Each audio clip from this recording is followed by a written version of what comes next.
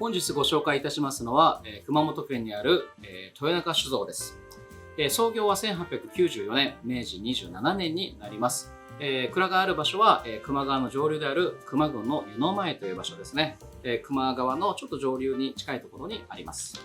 豊中酒造の歴史というのはですね、創業当初から、自社でその畑を持っていて、自分たちで作った米で、焼酎を作るということをもう昔からやっておりました。現在はですね、代表の4代目、豊中史郎さんが社長を務めております。豊中蔵はですね、熊のそのテロバールというものに非常にこだわっておりまして、土壌、風土、気候を生かした焼酎作りを心がけています。熊の米、熊の水、熊の人というので、焼酎を作っていくというその信念のもとに、熊焼酎を長く作っております。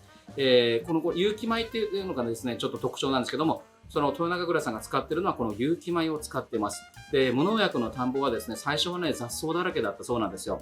で、これ10年間ひたすら雑草をこうですね、抜き続ける日々が続きます。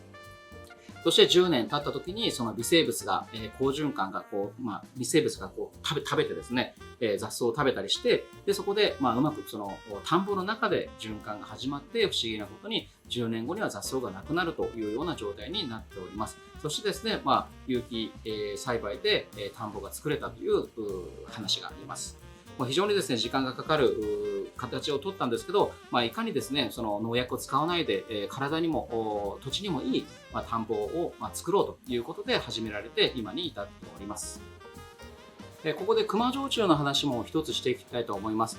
熊焼酎というのは熊本の球磨郡で作られる焼酎のことを指します。そして原材料はお米ですね。そしてお米を使うことと、あとは、球磨郡で蒸留すること、そしてお水は人吉の水を使うと。で、そういった諸条件が実は定められていまして、この定められたこの諸条件によって作られたものに対しては GI マークというのがつきます。それではテイスティング始めていきたいと思います。今日テイスティングするのはこの2つなんですが、その前に1つこちらのですね、レギュラー商品の豊中蔵も紹介していきたいと思います。この豊中蔵はですね、上圧と減圧2種類あるんですけども、この両方とも非常に高評価を国内外で取っております。2016年ですね、減圧の方では全日本の種類コンテストで1等賞を取っておりますし、あとはサンフランシスコの海外であるですね、コンペティションでもこちらの方は金賞を取っております。で、この上圧はもう旨味がしっかりと詰まったものでもありますし、減圧は本当にスルスルと飲みやすい、お米の旨味も感じるんですけど、非常にフルーティーな、減圧の、米焼酎、上圧のしっかりした米焼酎と両方作っております。これが主力商品ですね。そして、この焼酎を使ってそれぞれ熟成したのがこの2つになります。まずこの1つ、これは奥熊7年になります。樽はシェリー樽で熟成します。で、この2つ、見てもらって分かる通り、色が濃いですよね。この色が濃い理由はですね、樽から出したそのままの状態になります。ただし、この樽からそのまま出した状態を、瓶詰めして販売することは焼酎としてはできません。これはですね、酒税法が決まっておりまして、旧コードといって、その色の問題ですね、色素が濃いとですね、焼酎というのは一般的には販売ができないので、この豊中蔵さんは 2% の食物繊維を少しだけ入れております。食物繊維、皆さん取りますよね、食事なんかでも。体に入れて全く問題がないものです。要はこう何か入れてあげないと、売れないという実は法律というか、そういった問題があって、食物繊維を 2% 入れることで、酒税法上分類でいうとリキュールという分類にはこの2つはなっております。ただ味としては、この樽から出したものと、全く遜色ないというか、味に影響がないというものなので、この豊中蔵さんの判断としては、食物繊維を入れてリキュールにしてもこの素晴らしい、この原酒を出したいということで発売に至ったと言われております。では、奥熊の7年からテイスティングしていきたいと思います。もうほとんどもう見た目はもうウイスキーかラムか熟成した何かって思いますよね。香りがすごいですね。強いですね。ものすごくパワフルな樽の香りがしますね。なんかシェリーダル、モルトのシェリーダルとはちょっとタイプが違います。これはやっぱりその米焼酎のやっぱ香りと、あとは多分気候もあるかもしれないですね。熊本の気候がやっぱり夏が暑くて冬が寒いので、そういった意味でやっぱり熟成の進み方が違うっていうのはなんかありそうです。7年ですけど濃いです、すごく。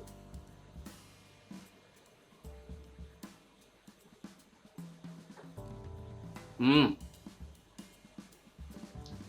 甘みもあって、特殊ですね。香ばしい。やっぱ香ばしさ出ますね。米焼酎の、この熟成したものってやっぱり結構香ばしさが出るんですよね。ちょっと他のテイスティングなんかで僕コメントしてるかと思うんですけど、やっぱりね、香ばしさが出るものとね、出ないものがあるんですよ。で、これはおそらくですけど、まあ現在の原酒をどうするかっていうことが結構大きく関わってくるかなと思います。で、これはすごく香ばしさがあって、あと甘みもあってフルーティーなタイプです。でもやっぱりこう、重いです。フルボディタイプなお酒と思ってもらっていいかな。次、こちらですね。海中文樹と言います。読めますかね。なかなか難しい感じです。こちらが奥熊が7年、こちらが15年です。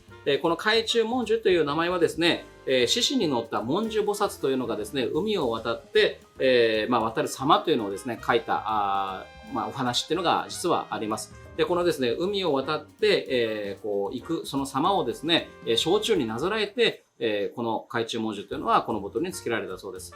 焼酎もですね、はるか昔にですね、それこそシャムから、あとは朝鮮半島、大陸からですね、こう移ってきた上流文化によって焼酎の文化というのは生まれました。そういったその海から渡ってきた焼酎文化を、この海中文樹、文殊菩薩に見立ててこの名前にしたということですね。それでは飲んでいきたいと思います。これも同じくシェリー樽で38度。うん。重い。ちょっとこう、熟したアプリコットのような感じと、ちょっとチョコレートも感じますね。あと皮と、レザーっぽい感じと、あとシナモン。はい。そんな感じがします。バニラも多少いますね。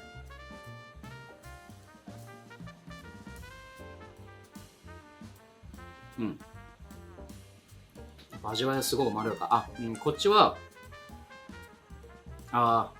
今飲んでやっぱ3、4秒後ぐらいに香ばしさがきます。でもその前はちょっとその香ばしさと違いますね。こっちは結構早めに香ばしい感じがわーっとくるんですけど、こっちは結構後ですね。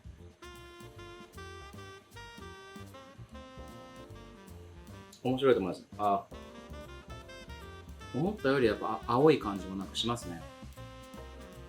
なんかこう、スコッチのシェリーダルっていうのは、ちょっとみりんっぽい感じとか、やっぱり結構ね、濃いものになってくると重くなってくるんですけど、で、周りにやっぱこう、フルーティーなものも、やっぱりこう、出るんですね。シェリーダルの特有のこう、フルーツ香っていうのがあるんですけど、そういったものに近いような感じはしますね。はい、面白い。なんかこれは、ロックかなって気がしますね。ロックがストレートで。で、こっちは、ちょっと贅沢ですけどね、ソーダ割りでちょっと飲んでもいいかなっていう気もします。非常に面白い。米焼酎とはなかなか思えないですけど、このやっぱ後に残るものは米焼酎という、特性を飲みながら感じることができると思います。それでは、このお酒を使ってカクテルを作っていきたいと思います。はい。では、カクテル作っていきます。今回使用するのはこの奥熊です。で、この奥熊はチェリーダルの香りがすごくふんだんにするものなので、それを活かしたものを作りたいと思います。僕ちょっとさっぱりしたカクテルを今回作りたいと思います。で、ベースは、サイドカーをベースにします。で、サイドカーは、コニャック、あとは、コアントロ、あとレモンジュースで作ります。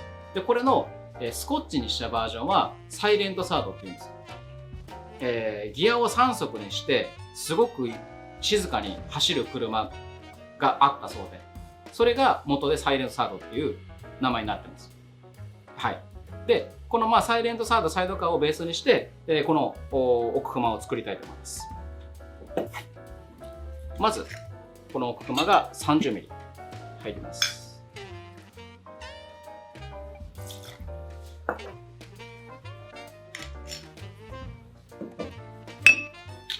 コアントロが 10ml。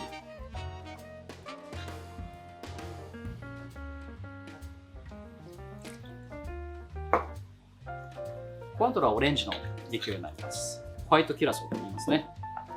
そして、レモンジュースが 10ml。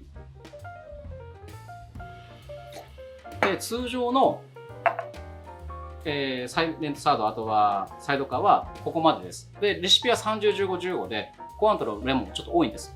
で、ここで、これ蜂蜜を入れます。で、これ蜂蜜は山梨の酢蜜っていわゆる蜂蜜の酢をそのまま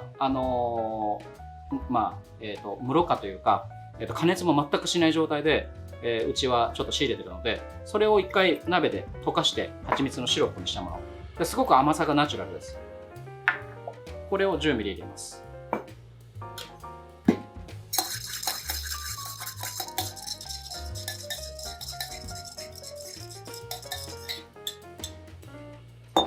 はい。で、カクテルグラス、こんなおしゃれなやつがあればなお一番いいですね。で、これをシェイクしていきたいと思います。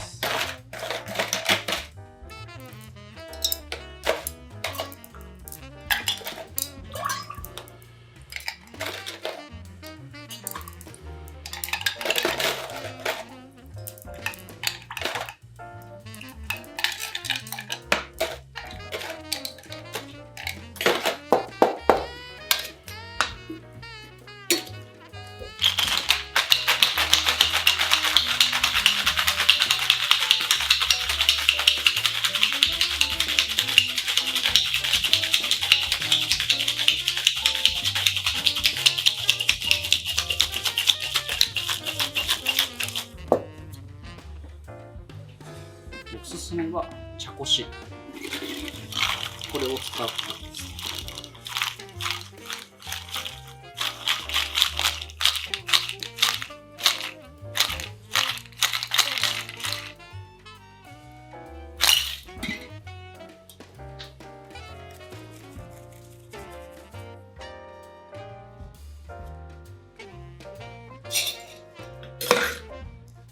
これ完成です。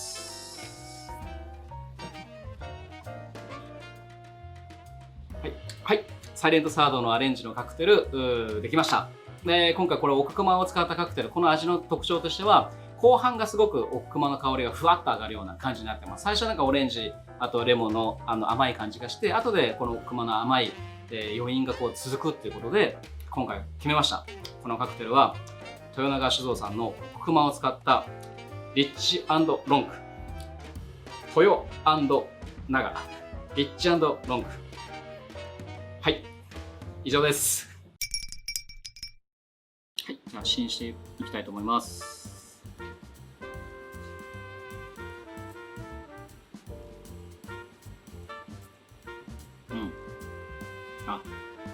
いいですね。本当に最初にすごくフルーティーで、レモンの爽やかな感じがきて、でその後奥熊のちょっと香ばしい味わいと、あとはフルーティーなものがかなり長いです。今も続いてます。長さは本当に長いですね。自分でリッチ&ロングってつけたんですけど、恥ずかしかったですけど、その名の通りな感じがします。こういうなんかその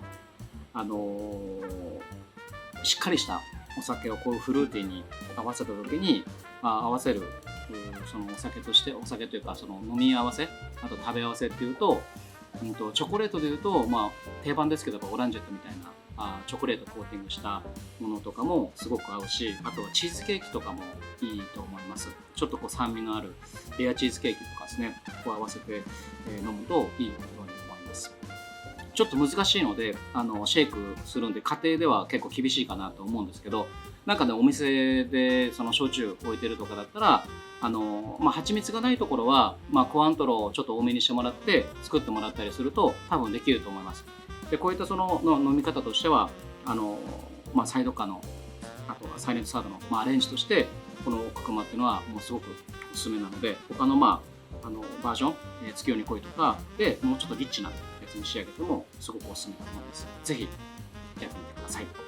ご視聴ありがとうございました。以上です。